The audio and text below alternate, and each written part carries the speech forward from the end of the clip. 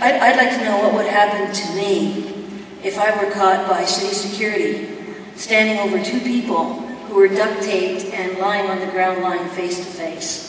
And I'd like to know what the consequences would be to that, through you, Madam Mayor, to the Commissioner of Community Services. City Manager, you'll have to.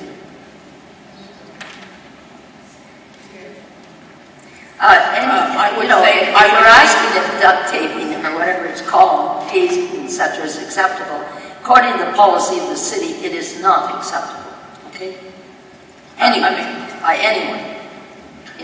Madam Mayor, again, it's difficult to respond to hypotheticals, but these issues would be matters for the police. I'd like to know what would happen to me if I were caught by city security standing over two people who were duct taped and lying on the ground, lying face to face. And I'd like to know what the consequences would be to that. These issues would be matters for the police. City employees seem to be under the respectful workplace policy. But if you or I or a kid were caught on city property standing there in front of two people who are duct taped together, lying side by side, this policy would apply to us.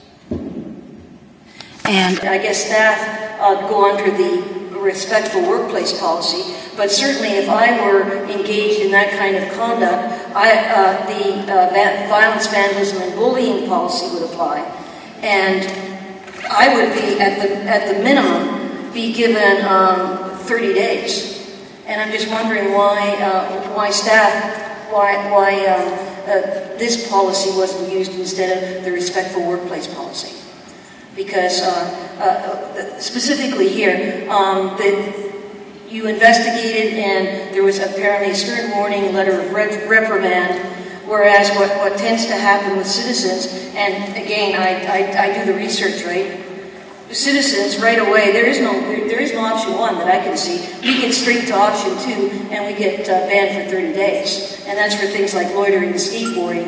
And I'm just wondering why the difference in the sort of the two rules or two policies. One applied to employees, and then this one is applied, by the way, to 9-10-year-old girls. Immediately banned, and I just wanted to see what justification there might be for that.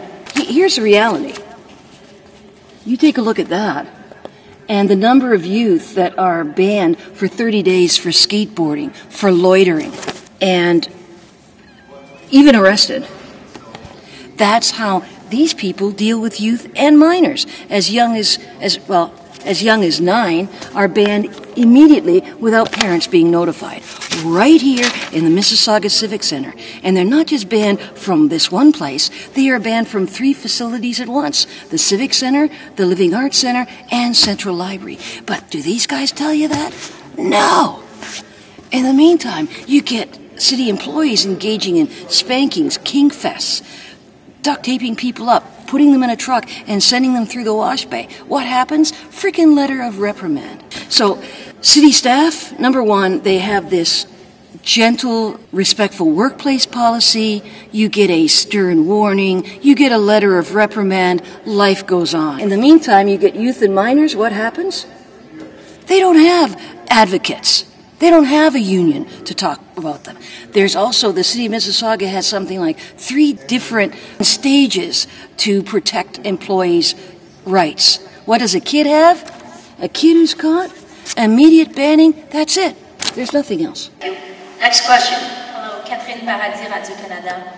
I'm just wondering, as I understand it, the base of the decision to review the disciplinary measures that were taken against the 2 supervisors were based on the public response and the council response.